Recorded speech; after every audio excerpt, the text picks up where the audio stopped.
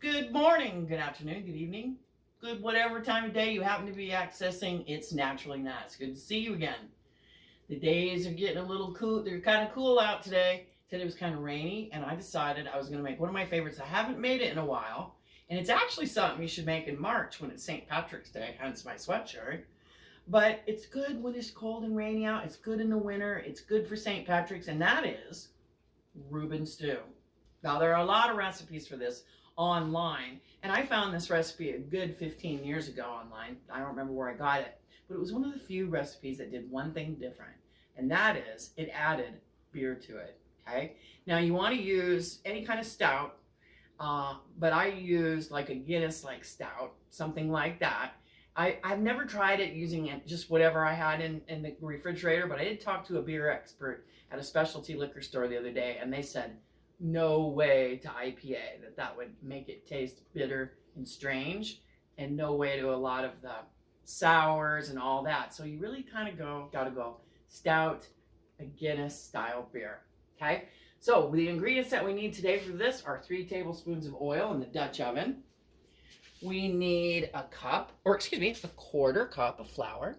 We need the beer. We need a tablespoon of Dijon.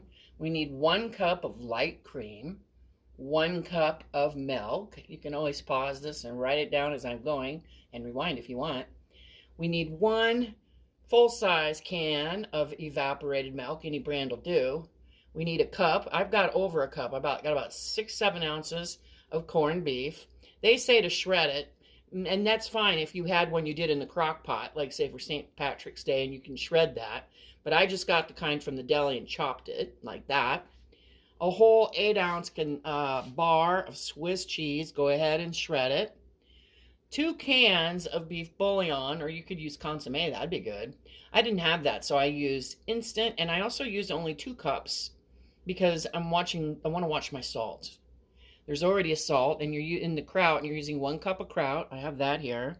1 stalk of celery chopped, and 1 small onion chopped. That's what's in the recipe today. And we'll start off with the following. Oh, and you also need some rye bread, or you could do mixed marble. That would work. What you're going to end up in the long run is a bowl after you ladle it from your Dutch oven into a oven-proof bowl, and then you're going to put in cubes of the dark bread crouton, or kind of like croutons, toasted, and then you're going to put more Swiss cheese on top, and you're going to broil it in the oven to finish it off like you would French onion soup. But it's not French onion soup. It's Reuben stew. So to start off with, go ahead and melt your 3 tablespoons of butter. And to that, you're going to want to add your one small onion chopped up, your 1 rib of celery chopped up pretty good. Now, some of these recipes I've seen people online say to add pickles at the end. I'm like, I don't think so. And then put some Thousand Island dressing on top of the soup. I don't know. That doesn't sound good. You could try that, though. Why not? If you love pickles, pickles go on a Reuben. But this is a little simpler than that, okay? Then they're going to want you to, in this recipe, I'm looking for my spoon. That's okay. I'll get another one. Go ahead and saute this. So I got it on low, but we're going to turn it up on to a medium. And what we're going to do is saute these till they're tender crisp. Don't need to add any seasonings. I guess you could add pepper if you really wanted to. And we're going to, once this gets soft, then we're going to go ahead and add our flour and make a roux. So this is going to take me a few minutes, so we're going to pause here for a moment before we add our flour and make a roux. So stay right back, and we'll come back. Okay, we're back, and I got a nice little tender. These are kind of just right and tender. I'm going to go ahead and add my quarter cup of flour, and we're going to go for a light golden color. We're going to cook the flour out. Cook the flour out. It'll take about a minute. And you might be asking yourself, which is the best pan for me to make this stew in. If you have a Dutch oven like this, I'd recommend this because of the thickness of this. You're not going to, you want to kind of do what I'm doing for about 5 minutes. I guess I should set a timer, but I'm going to set it for less than 5 because I got this pretty high. I'm going to set it for 3. Now, see, we're starting to get a little fond on the bottom. That doesn't hurt anything. A little what? Fond. A little fond, a little F-O-N-D. But in this case, it's not really a fond because it's just the browning of the flour. But that's fine. This all adds color. If you're doing this with a gas stove or induction, it's a little faster to... This is an older stove, and he gets kind of cranky. He isn't good at regulating temperature on the top here, but that's what this Dutch oven is really nice for. If you had a tall cast iron pan, you could also do this, and that would work nicely as well. If we look at the color in here, I apologize, we're a little dark here because we're doing this filming at night. It doesn't have very much color, so we're going to go a little longer.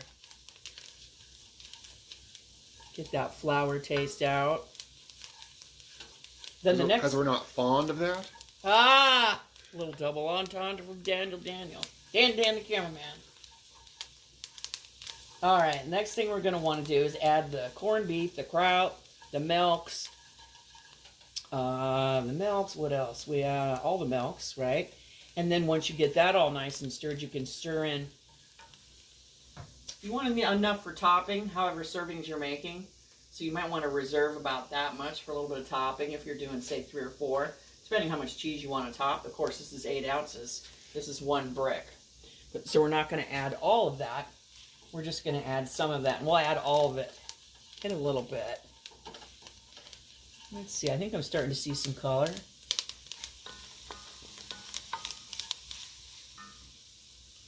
Just a little bit. So I'm going to call that good. And I'm going to go ahead and I'm going to add all the liquids here. So we'll go ahead. Ooh, we add the cream, or excuse me, evaporated milk. We're adding the 1 cup of milk and the 1 cup of light cream. So this is definitely not a diet soup. Nope. We're adding our 2 cans of consomme or beef broth or instant. I just use 2 cups because, again, I like mine a little thicker and I don't want all that sodium. Then we're going to add the last of the liquid.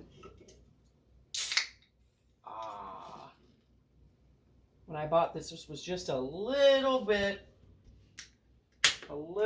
frozen. Now you're supposed to add not the whole can, so don't get carried away. You're supposed to add only, let's see, what is it, 1 cup. So, I'll go ahead and add this.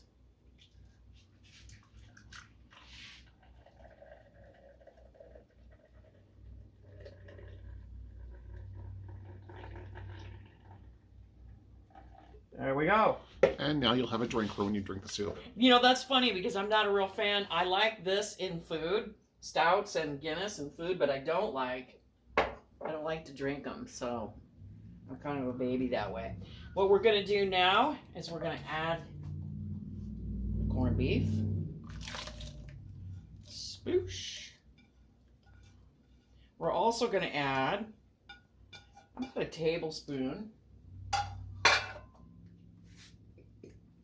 I'm just going to guess it.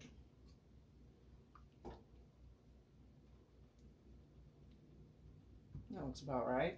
And a little extra mustard didn't never hurt anything. Nope. And that's nice on a cool evening.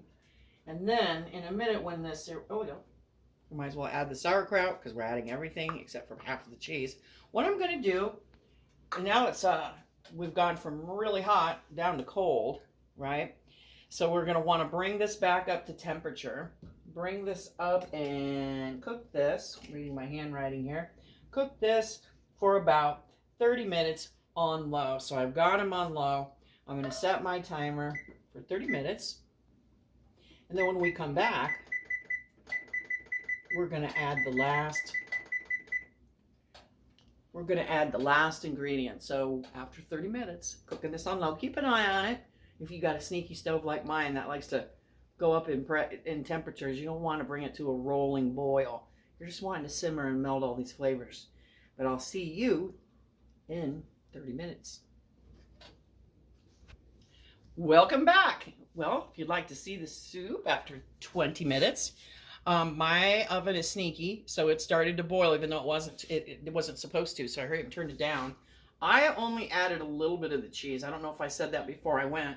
Just because my stove's sneaky like that. You take off to go to the bathroom and then it's boiling. And then I just went ahead and used my wooden spoon and got the cheese up out of the bottom. And then I waited to add all but one handful of cheese right at the end, and then I killed the heat because I didn't want this cheese to go to the bottom and stick. As you can see, there's still, cheese is nice and nicely within. And what I did is I went and put it in a French onion soup bowl, and I went and topped it with some toasted rye. I've got that leftover cheese, so you can put as much or as little as you want on that. Now you could call it a day right here and just use your spoon and push it down and let it melt and eat it. But what I'm going to do is do it like I would do French onion soup. So I got my oven on high broil. I'm going to go ahead and put this in here.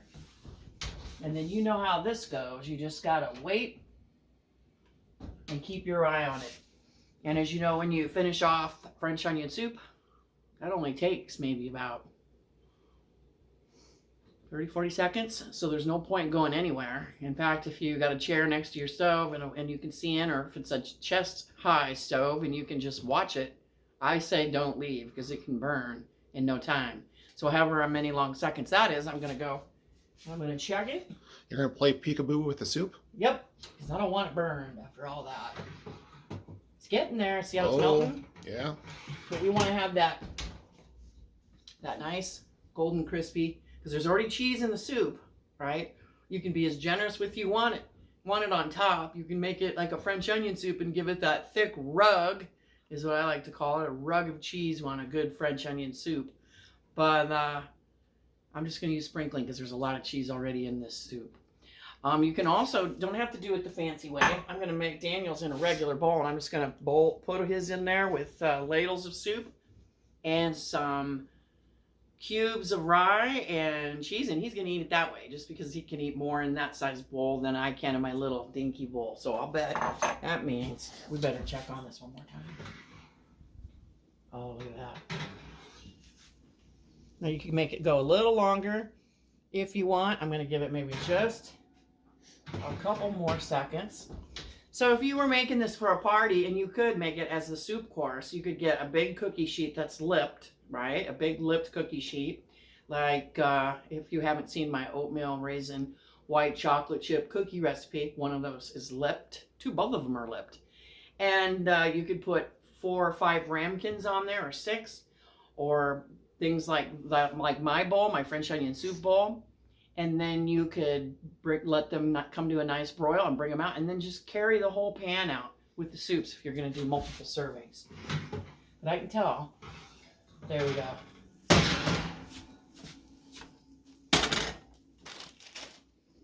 Look at that. Doesn't that look good? There's your French, or not your French onion soup, your corned beef Reuben soup. Make it, enjoy it on a cold or rainy or snowy day, or even not, even on just a day that you want a Reuben sandwich. The nice thing is you can put these in small individual containers or freeze this. Then when you come home after work and you don't want to have to deal with making a Reuben sandwich, you can just take one of those containers out and heat it up, right? You could even do them in individual containers and put them in the refrigerator thaw, so when you get home, all you're doing is heating it with cheese and eating it. Eating and eating, baby. So, thank you for stopping by. It's Naturally Nat. Make sure to like this video, subscribe, and comment, and I'll see you next time.